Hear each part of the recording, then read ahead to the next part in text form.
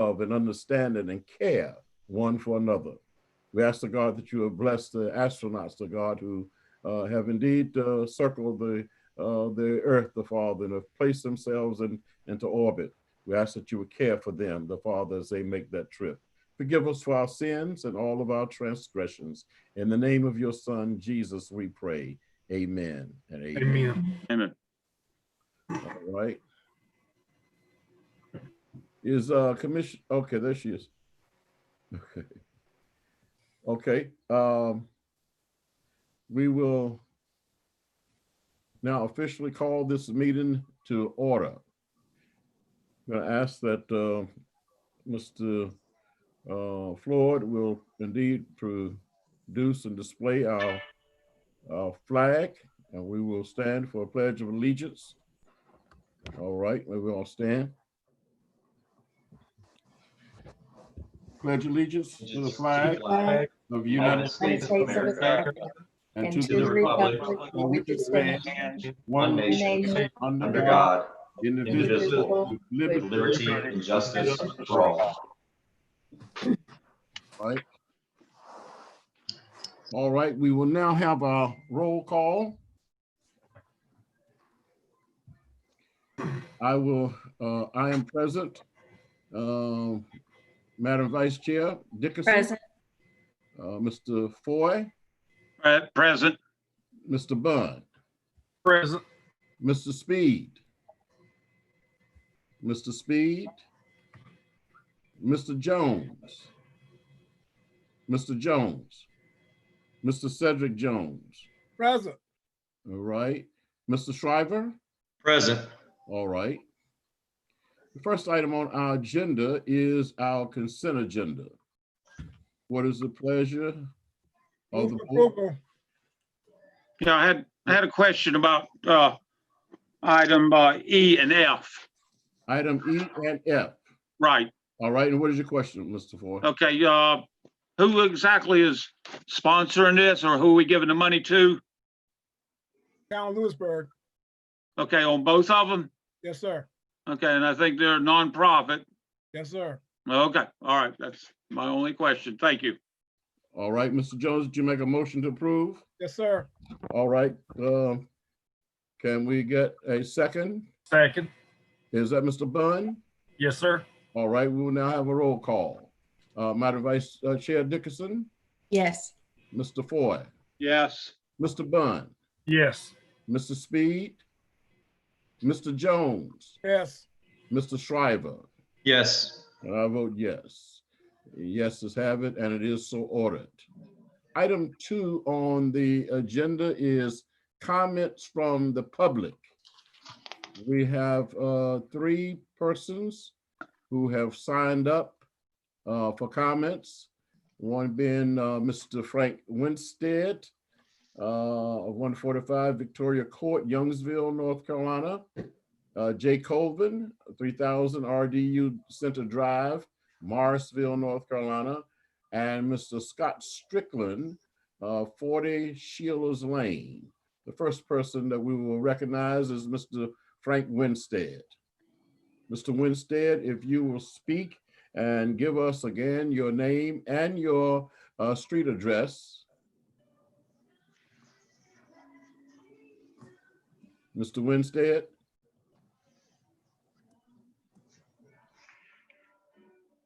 Okay. We will come back to Mr. Winstead. How about Mr. Colvin? Jay Colvin.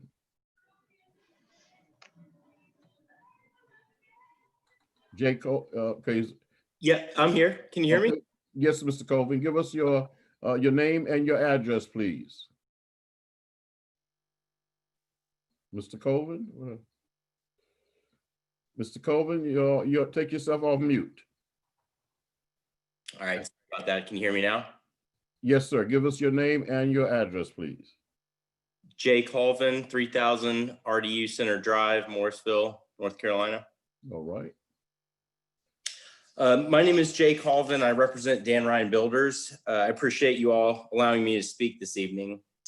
I wanted to talk to you about my company's concerns about how water allocations have been handled in Franklin County this year. On March 4th, the UAC made recommendations to have water allocation distributed to several of our projects, including Ashbury Village, Whispering Pines, Essex Place, and Cedar Crossing, as well as many others that met the water allocation policy and warranted additional allocation. Our developments will improve Franklin County and bring future constituents, taxpayers, and proprietors of local businesses and services to your county. These will both be new customers for businesses in your county, and these homeowners will likely spawn new businesses that will serve this community. There were other developments that were also recommended for approval that would further benefit the Franklin County. The UAC recommendations were referred to the county commissioners on March 4th and placed on the March 16th agenda with an action request to consider approval. Dan Ryan Builders made plans based upon these recommendations of the UAC, as we understood that our water allocations would be approved at that time. County commissioners, however, removed the water allocations from the agenda of that 16th meeting. County commissioners have not ever explained that decision. County commissioners continue to refuse to both vote on these water allocations and to explain why is refusing to act on the UAC recommendations. And this is causing substantial damage to our business. Given that the UAC consists of 3 county commissioners, the county manager, the planning director, the utilities director, and is attended by the county attorney, I do not know how a recommendation to grant allocations could have been made in early March and then 2 weeks prior to, or previous to that, pulled from the county commissioners meeting. Clearly something happened between the UAC meeting and the county commissioners meeting, and we believe we are entitled to know exactly what happened and why this action was taken by the county. We have been trying for more than 2.5 months to get information from the county. We have repeatedly been promised by Franklin County for information that would allow us to understand the present situation. Unfortunately, the county representatives have failed to follow through with the promised responses. This is unprofessional and unacceptable. The lack of communication by Franklin County has paralyzed the development plans of Dan Ryan Builders. The situation is made even more troubling by the fact that the June 9th planning board agenda alone has 4 subdivisions on the docket, plus a rezoning. Those subdivisions equal 388 lots in their current iterations, which would be well more than a year's worth of water allocation at the current available annual rate.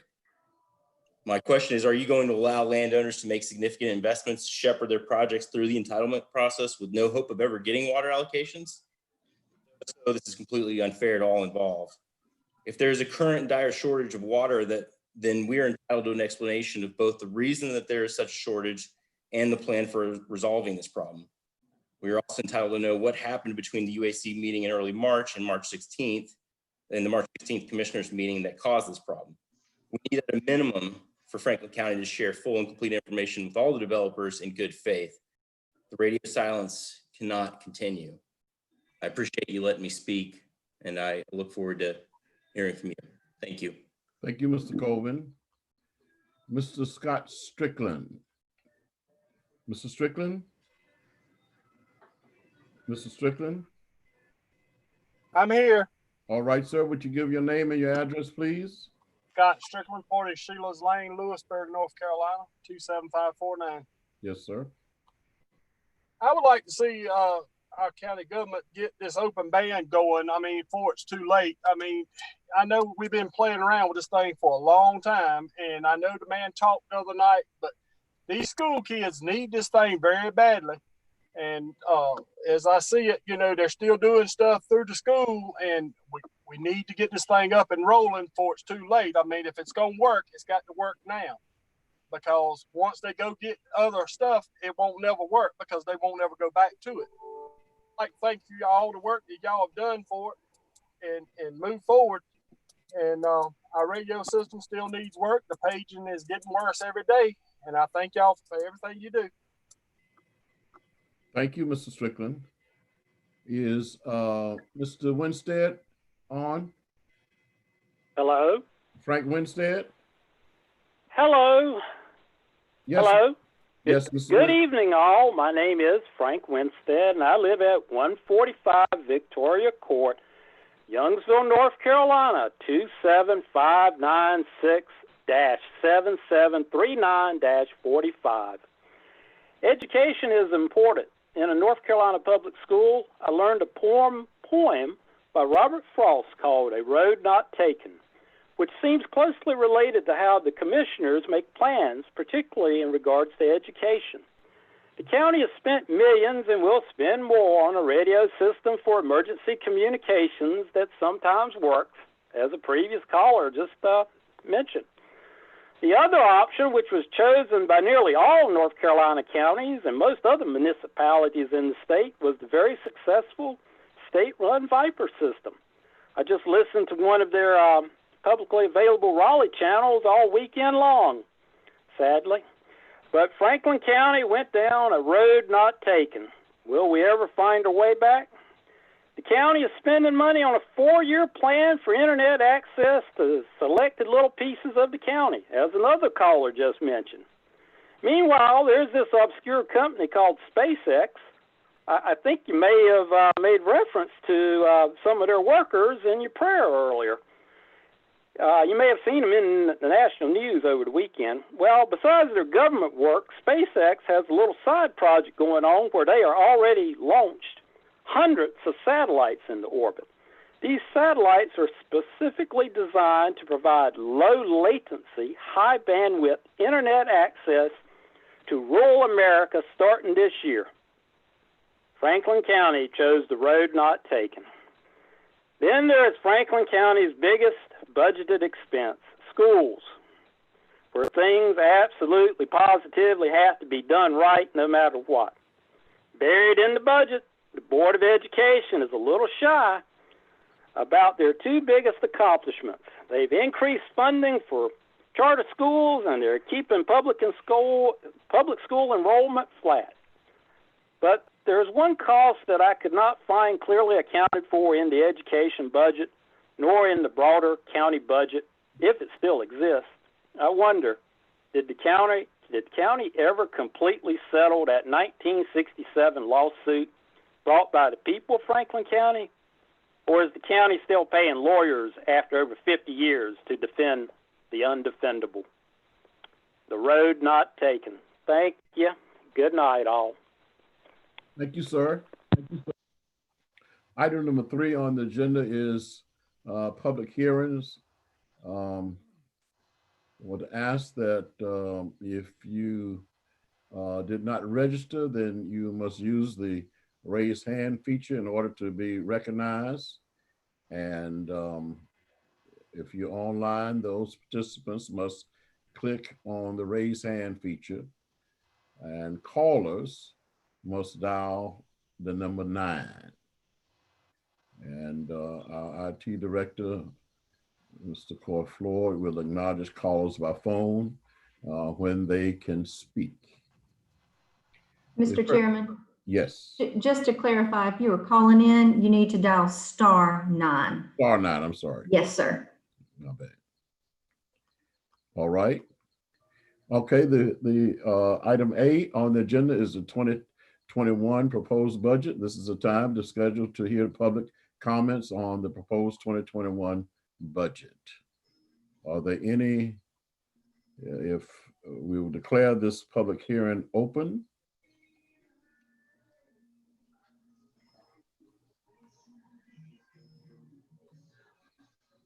If there are no callers, we will declare this public hearing closed. Item B is the rezoning request, 20 REZ 01, Youngsville. The board is asked to conduct a public hearing and consider approval of a rezoning request by Franklin County planning staff to incorporate the previous zoning extraterritorial jurisdiction of the town of Youngsville into Franklin County's zoning jurisdiction. Any questions? There are no questions. We will declare this public hearing open. Are there any public comments in reference to this public hearing?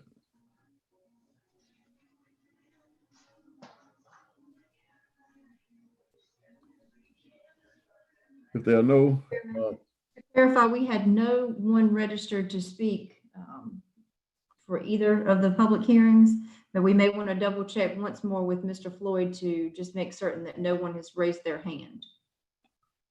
Mr. No one Floyd? has raised their hands. All right. So no one has raised their hand, no one was speaking. We declare this public hearing closed.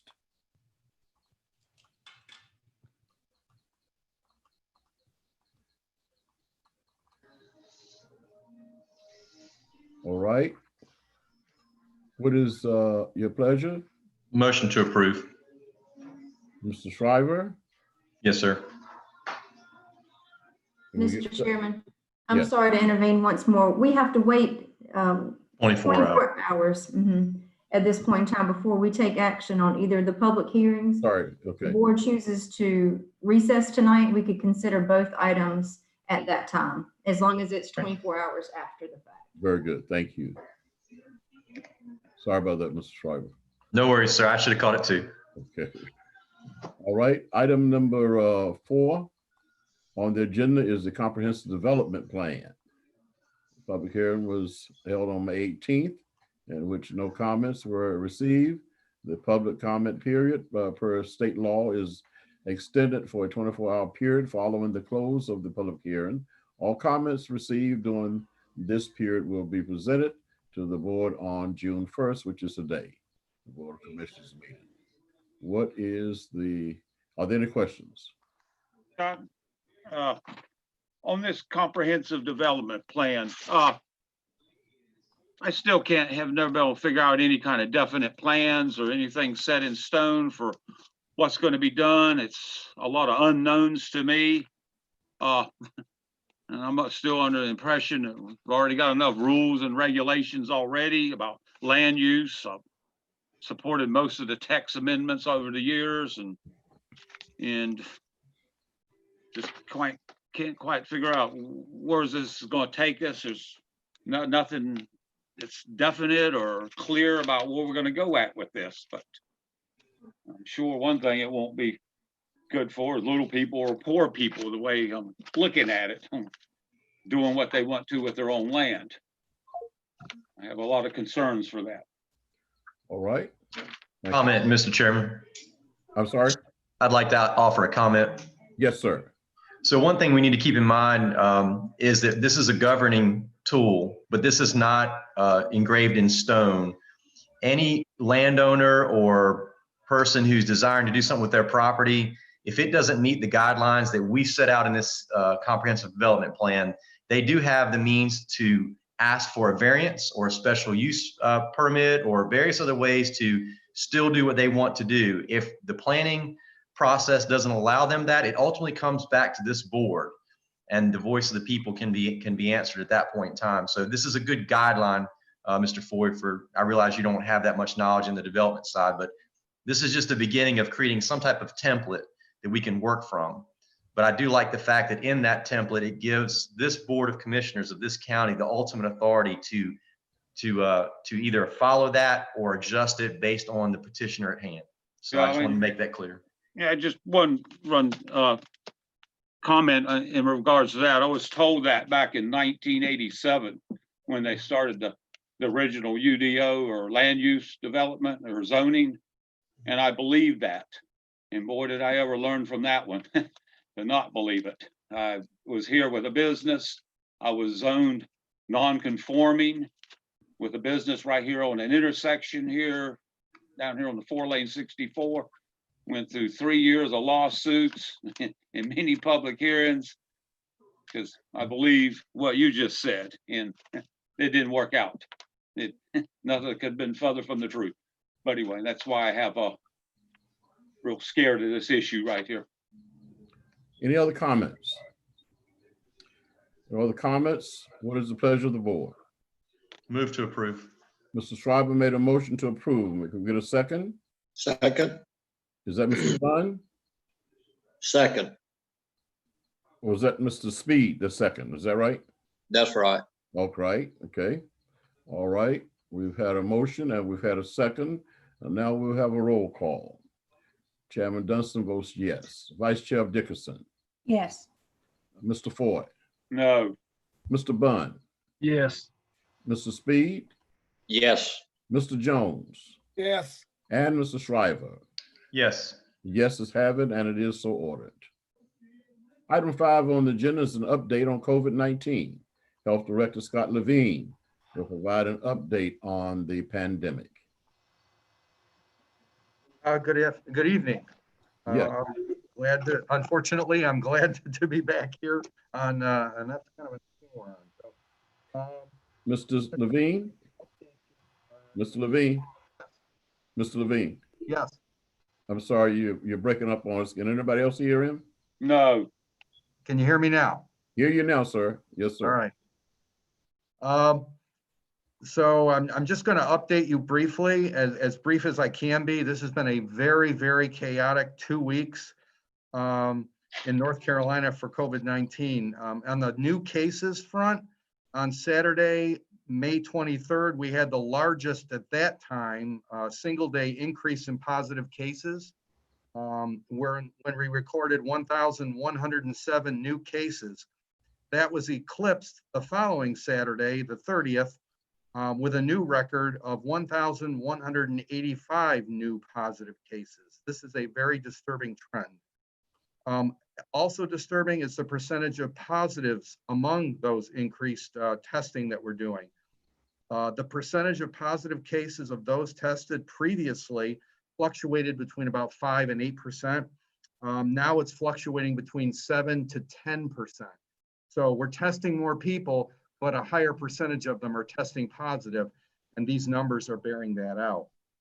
The other thing that has increased is the number of people hospitalized. Previously, that number centered in the high 400s to the mid 500s.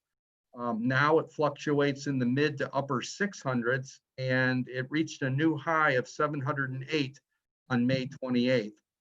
And as of today, only 16% of the ICU beds are available in North Carolina, although only 75% of the hospitals reported for this metric today. So this is very concerning 1 week into the lifting of the stay-at-home order and 3 weeks now into the moving into phase 1. So we are watching this very closely. In Franklin County, we have 159 confirmed positive cases as of this morning. And that's significant because the last report I gave to you saw an increase of 21 cases from the 2 weeks before. This increase is an increase of 35 cases. So we are increasing in number and of positive cases. And the other piece that I definitely need to point out, and this is actually even more concerning, is the number of contact investigations that we're having to do. What is happening is people are leaving the county, having contact with positive people in other counties, and then we get notified that they are the contact of a positive person in another county that we then have to investigate for our county. We got 11 of those in 1 day last week. And I have 1.5 staff doing that. So we are becoming quickly overwhelmed, and we still do not have a state contact tracer on board as yet. So we're doing the best we can. Right now, the number of deaths in Franklin County was consistent at 20. It did go up one more. We had one more person that was lost that was previously diagnosed as part of the Lewisburg Nursing Center outbreak. That person had been diagnosed in early April, and they passed and were technically coded as a COVID-19 loss. But that is the last that we've had so far, and that occurred on Friday of last week. And currently across the state, the virus, last time I reported, was in 99 counties. It is now in all 100 counties of the state. Governor Cooper's phase 2, as I noted earlier, 2 weeks after entering into phase 1, the state experienced its highest single day new case totals. And on Friday, the 22nd, when they implemented phase 2, the response was a noticeable decrease in those following social distancing and face covering recommendations. And just a week later, we've had the highest single day case increase. We anticipate another surge in positive cases related to moving into phase 2 sometime towards the end of this week, going into next week. So I hope I'm wrong about that, but I don't think so. In terms of testing capacity, the average number of tests that the state is providing has well exceeded their initial 7,000 goal. It now rarely dips below 8,000 on Saturdays and Sundays, and it was 7,000 during the work weeks before. That was the goal. Right now, it's usually well over 9,000 to 10,000 on most days during the week, and the state recorded its two highest single-day testing totals. On May 20th, it came in at 14,013, and the highest to date was on May 28th when we tested 17,261. So with the new surge testing coming into effect, the county providers are going to have to complete in county about 116 tests per day. And that'll generate a minimum, as I mentioned last time, of 6 new contact investigations. Right now at present, we have 4 outpatient testing sites in Franklin County: Impact Urgent Care, Advanced, which is community health. It's a federally qualified health center. North Carolina Pediatrics, actually 5, Dr. Stover's office, and the Franklin County Health Department. And we will be providing on Tuesdays on an ongoing basis a drive-through by appointment free testing option for those who are or underinsured every Tuesday from 1 to 2 p.m. And that starts tomorrow. We're really, we've done a lot of work on that to get that up off the ground. And so we're looking forward to that. And again, our primary target for that testing is not people with insurance, but people who have no insurance or people whose insurance will not cover this test. And also the hospital, Mariah Parham Franklin ER, does test those who are in need of ER services and to test. In terms of contact tracer work, North Carolina's plan to deploy 250 additional contact tracers has moved forward. They've hired almost all, but I am unaware of any county that has received a contact tracer to date. They've done a great deal of talking about the demographics of the workforce that they've hired. They've done a lot of training with them, but I have yet to see any of them deployed. So we're anxiously awaiting that. In terms of some of the other work that the Emergency Operations Center is doing, we continue to advise facilities within the county. This has been especially important as numerous governmental agencies have been considering or have started soft reopenings.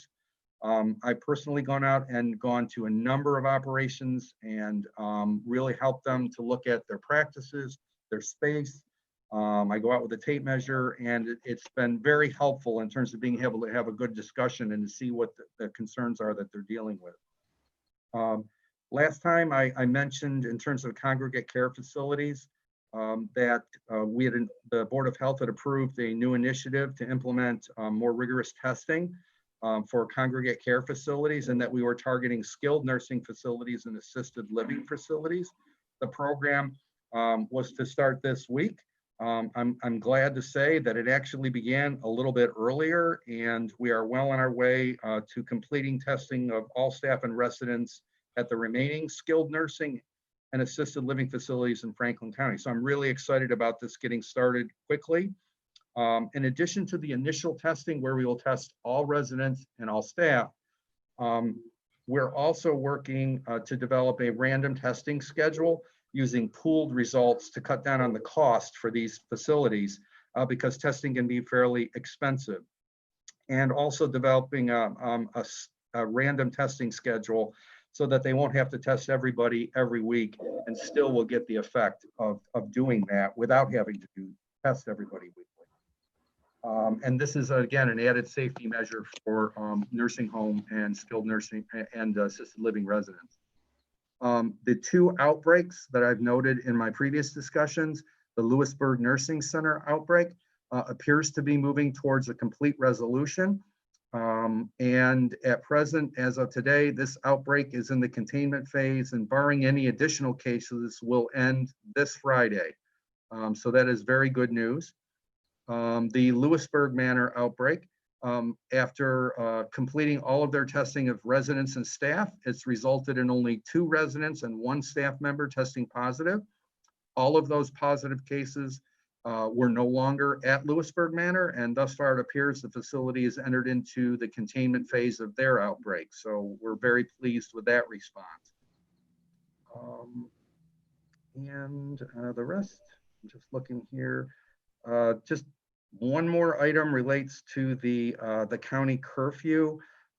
As noted at my prior conversations, the curfew was tied to at least as far as COVID-19 anyway, was tied to a stay-at-home order through the governor's executive order at the state level. And when that order sunset, so did our curfew. So, and I think that's all I have. Are there any questions? I went through a lot.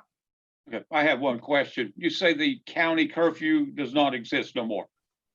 That is correct. My understanding was it was tied to the governor's executive order, and when that stay-at-home order sunset, so did ours. That's my understanding. That's correct. Ms. Dixon? I got one more question for our health director. What do you recommend that we do, if any?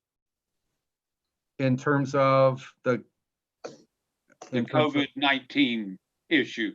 Oh. I thought that's what we were talking about, but anyway, go ahead. Yeah, I mean, I don't want to bore people, but I mean, the main thing that I'm seeing is people not really adhering to the recommendation to wear a facial covering and getting too close to each other.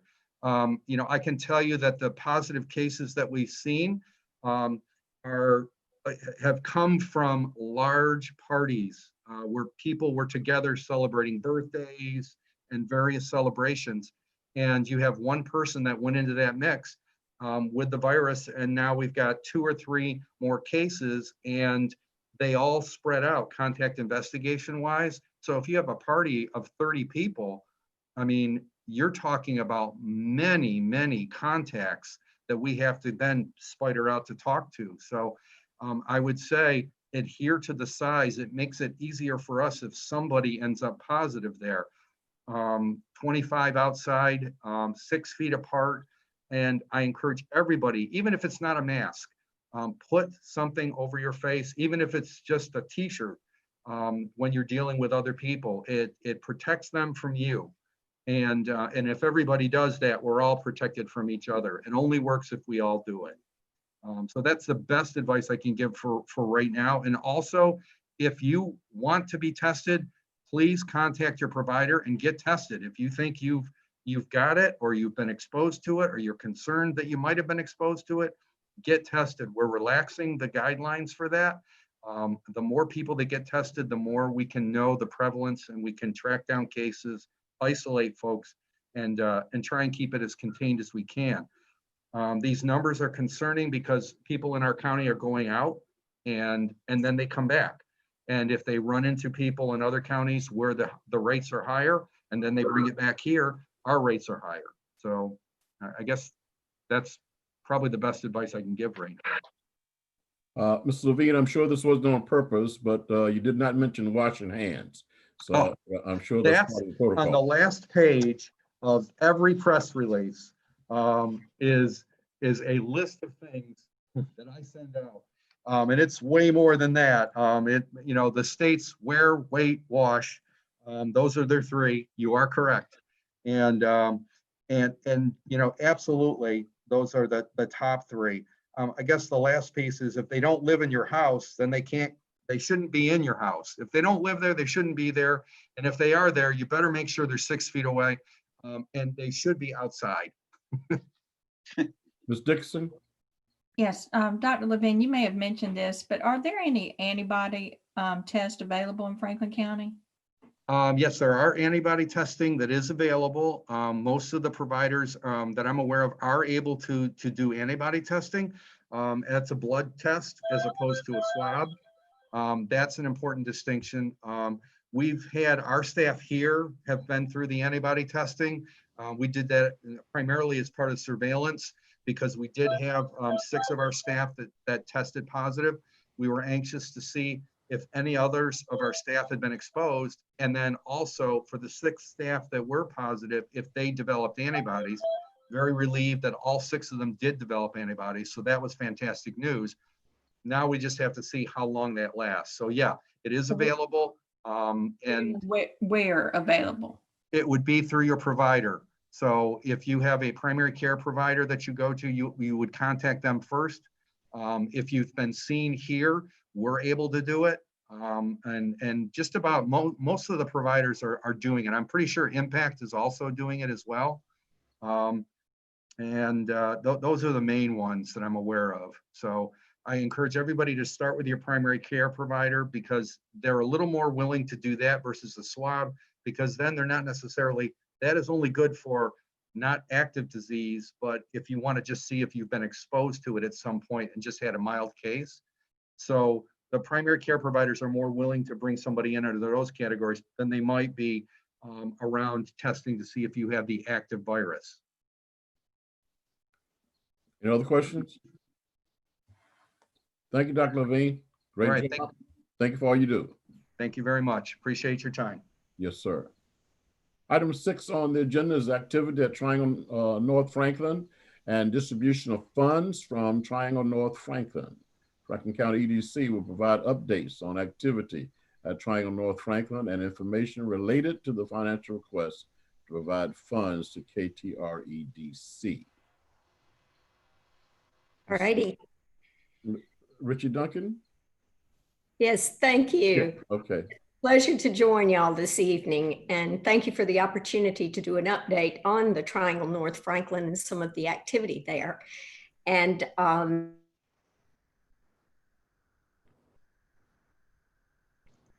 Richie? I can't hear nothing.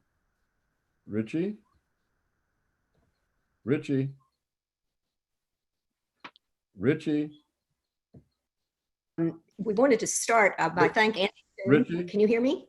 I'm unmuted. Now we can, but we lost you there for a great. I'm here. Yeah, can you go back? Okay, can you hear me now? We hear you now. Sure, I'd be happy. All righty, good deal. I apologize. My internet appears to be unstable this evening, so my apologies on that. But I do want to thank Diane Cox, who is here with us. She is the executive director for the Carr-Tarr Council of Governments, and Dan Williams, who is our tax administrator. They have both worked with us to analyze the numbers and come forward with the request that we have this evening. I also want to thank Andy Kuhn, who is our existing industry coordinator, who has worked with us to put the presentation together. So we're going to let Andy start the presentation for us. And I'll start with just a reminder of Triangle North Franklin. And Andy, if you can bring up the presentation. You able to see that? All righty. Can everybody see it okay? Yes. Yes. Okay. Yeah. Great, great. Well, just as a reminder, you know that Triangle North Franklin is one of the 4 business parks that are all under the jurisdiction of Triangle North. And as with our prior distribution, we will be requesting a certain amount that will be divided among the 4 parks. Before we get to that, though, I want to take a moment and tell you a little bit about some things that are new at Triangle North Franklin. And Andy, there you go. This is what's new. There's been a lot of activity since we last were before you. And so we thought it would be interesting for you to see some of the new companies that have located at Triangle North Franklin. The first one we'll start with is East Coast Gear Supply. And you can see the details related to East Coast Gear Supply here. They actually purchased what was the former tobacco warehouse receiving station. And they've brought into the county 25 jobs, and they are actively seeking additional employees. Thus far, $3.2 million invested, and they are in the process of converting the 100,000 square foot warehouse into a fully functioning space for manufacturing, distribution, repair work, and they've also added in additional office space. They're taking the entire warehouse and installing HVAC as well. And we are delighted with their growth that they decided to come to Franklin County.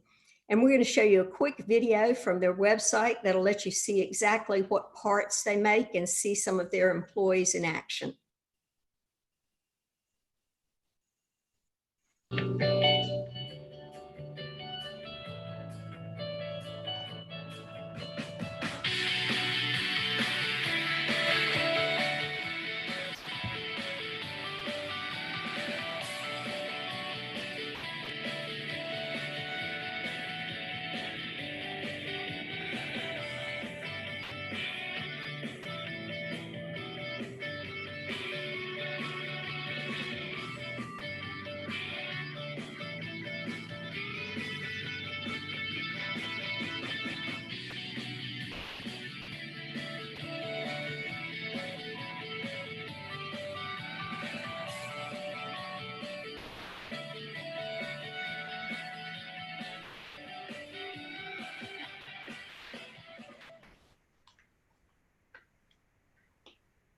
All righty.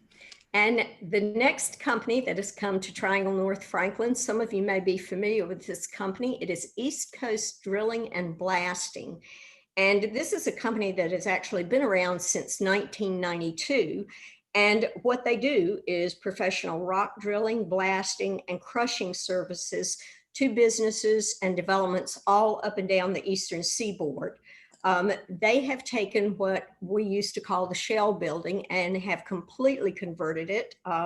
Anytime any of you want to take a tour out there, let me know. It's really quite astounding how lovely it is inside. They have 2 floors now that are offices, and they also have a section that was warehouse that they have now turned into an area for repairing their equipment.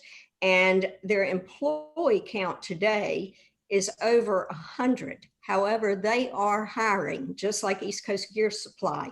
And so I encourage anyone who is seeking employment to take a look at their website, and you'll see what jobs are available. And you can see so far they have invested $2.1 million in this facility at Triangle North Franklin. And you may be familiar with this company as well because of Essex Place in Franklinton. Scott Carl, who is the CEO of the company, is involved in that development. And this company has done all of the clearing, the blasting, and the grading that you can see on Highway number 1 and the junction of 1A. And we're going to do a roll of a little video to show some of the action on one of their sites as well.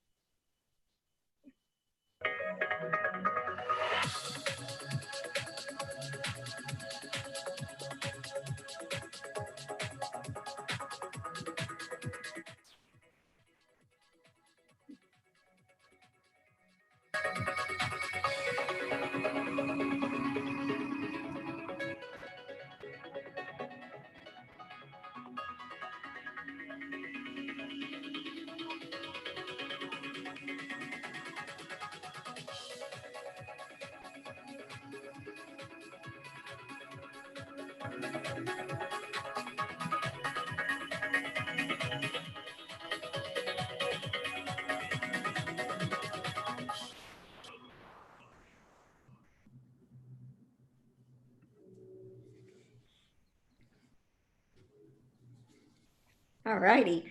And so in summary, we just want to highlight that what has happened at Triangle North Franklin, most of this occurred in 2019, the 4th quarter, with operations beginning at both businesses in the 1st quarter of 2020. And there's another recent development at Triangle North Franklin that we wanted to share with you as well. If you'll see on the map, the lot 18 that we have circled, 5 of those 11 acres have also recently been purchased by a company, and they will plan their development for the latter part of 2020, moving into 2021, and we'll keep you updated as that further develops with the same thing as we did with the other 2, the businesses, investment as well as employees. So we thought it would be nice for you to see all of this activity. And that brings us now to talking about the numbers that we have from the incremental tax revenue for distribution to the other counties within the Triangle North organization. And I'm going to take a moment now and turn this over to Diane Cox. And Diane, I'll let you take it from here. And as a reminder, Dan Williams is with us because he, but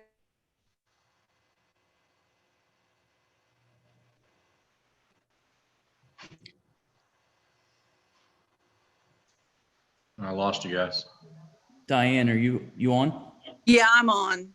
All right, go ahead. I think Richie backed up a little bit, but go ahead, take the con. Okay, thank you. Good evening, Chairman Dunston and Franklin County Board of Commissioners.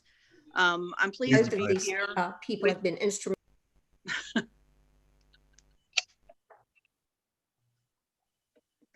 I'm pleased to be. Can't hear it.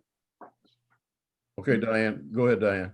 Okay, I'm pleased to be here with you again tonight. As you will recall, I was with you about a year ago, maybe a little over, to request the incremental tax distribution for Carter Regional Economic Development Corporation, i.e. Triangle North. And we've got a request in tonight for the incremental tax distribution from two different parcels, which you've heard Richie talk about, some updates on both of them. The first one is the 1920 tax distribution for the property that was originally sold to Golden Leaf Properties. That's the same parcel that I came to you last year requesting the incremental tax revenues. We had some annual tax revenues to catch up on with that one, but we are now on track. The 1920 distribution would be $27,202.40. And remember, those 25% of that would also come back to Franklin County. You'll go to the next page. Okay, with the Shell building being sold this year, actually, I think it was sold in 2017. We've got the tax rate revenue from 1819 and 1920 for distribution. You'll see the constant tax value of that property was $635,826. So the only the difference that is remitted to Carter Regional Economic Development Corporation is any increase in tax value from that original tax value. So you'll see in 1819, there were about $6,000 collected in taxes, with $1,429 being requested to be distributed to Carter Regional Economic Development Corporation. And then you'll see in 1920 that those taxes collected did increase, and that was because of major upgrades done to the Shell building, which you heard Richie talk about just a few minutes ago. Again, the incremental tax revenue for 1920 on that on that parcel was $13,040.79. And so if you'll go over to the back sheet, the distribution summary, you'll see the total distribution of $41,573.14. And again, per the interlocal agreement, those funds are split 25% for each county, with 25%, of course, coming back to Franklin County. I'll be glad to answer any questions that you might have. Any questions? No questions. Thank you so much, Diane. Thank you. All right.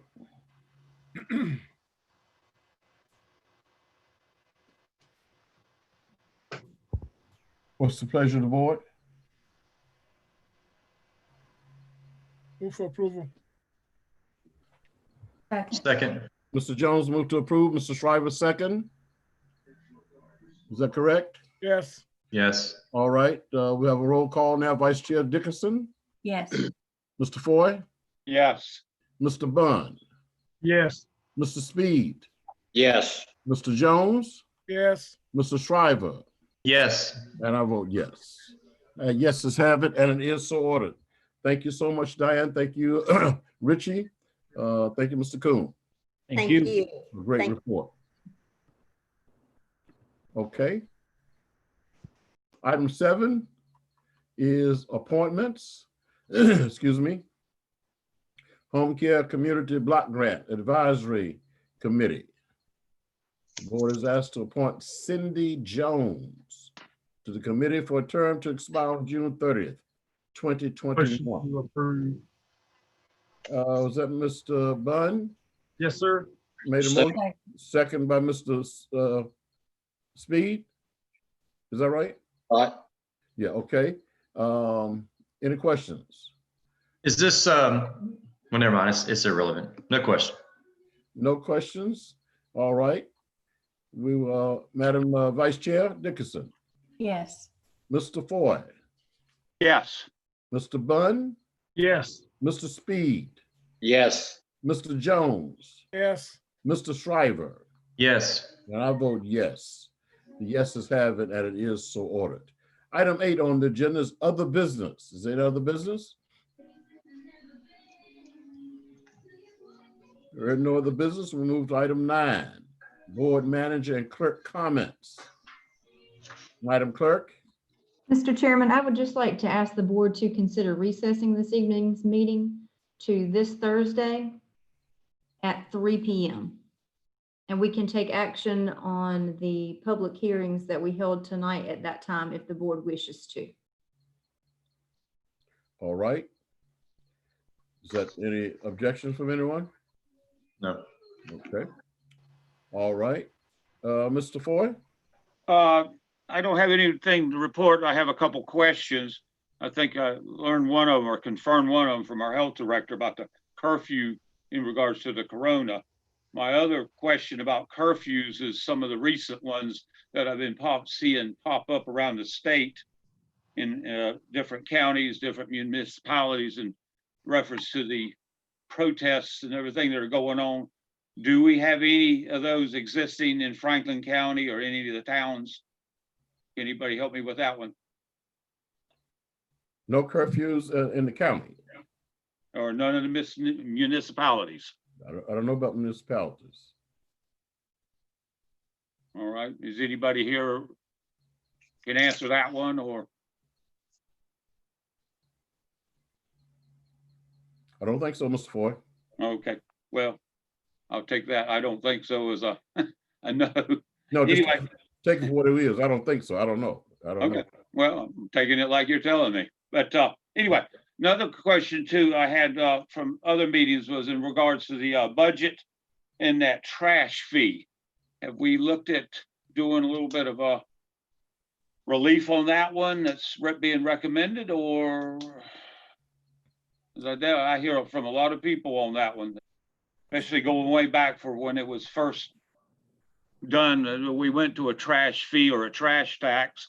And at that time, when we did that, you know, the general fund never did go down or the tax rate never went down, but still come up with the extra fees while everything stayed steady. I was just wondering where we stand or what the feeling of the board is on that one. On keeping it the same instead of going up. Collection of trash is very expensive. I'm sorry? Collection of trash is a very expensive proposition. Okay, well, so is everything else. I mean, but I believe I need to keep it right where it's at, is my opinion. And I guess if nothing else comes up on this from anybody, my next question is, can somebody help me there as our finance officer, maybe hear about the amount of money that's in the budget for aquatic facilities? Can you help me with that one, Ms. Holtzman? Yes, we don't have any money for an aquatic center Okay. in the budget. Or anything related to it? Maybe called something different. No, sir. Okay, all right. That's all I have right this minute. All right. Mr. Bunn. I have no comments. Madam Vice Chair, No comments. Mr. Shriver, Just one question, Mr. Chairman. On the 4th of June for our recess meeting, is the purpose of that meeting simply to follow up on these few items that we could not act on tonight? Or will there be other items on that agenda, possibly the consideration of approval of the budget? Or are we going to give more dialogue for the budget? What is the purpose of that meeting or the plan for that meeting? Good question. Commissioner Shriver, this is Kristen. My understanding of that is that we're just giving the board the opportunity, if there are additional items that you guys want to bring up, you certainly can do that if we recess tonight, but I'm not aware of anything that's planned for discussion. We were just trying to provide you all a chance to consider approval of those items that were public hearings tonight. Typically, we would be able to vote on those tonight, but as you know, again, we have to wait that 24-hour period. And so that's the only reason that I'm aware of that we would meet on Thursday. Okay, thank you for that. I would say, we do have a closed session, and if anything were to come out of that the board wanted to take action on, you would be able to do it at that time. Okay, thank you for that. Mhm. No further questions. Thank you, Mr. Chairman. Thank you, sir. Mr. Jones? Unmute yourself, Mr. Jones. No comment. All right, Mr. Speed. No comment. Madam Manager. No comment. All right, I have no comments. Item 10 on the agenda is closed session. The board is asked to conduct a closed session pursuant to the following North Carolina General Statute. General Statute 143-318.11A3, attorney-client privilege communication. What's the pleasure? So moved. It's so moved by Mr. Speed, Second. second by Mr. Shriver. We now have a roll call. Madam Vice Chair, Yes. Mr. Foy, No, Mr. Bunn, Yes. Mr. Speed, Yes. Mr. Jones, Yes. Mr. Shriver, Yes. and I vote yes. The yeses have it, and it is so ordered. All right. I believe you have your instructions to enter into closed session. We'll see you in closed session.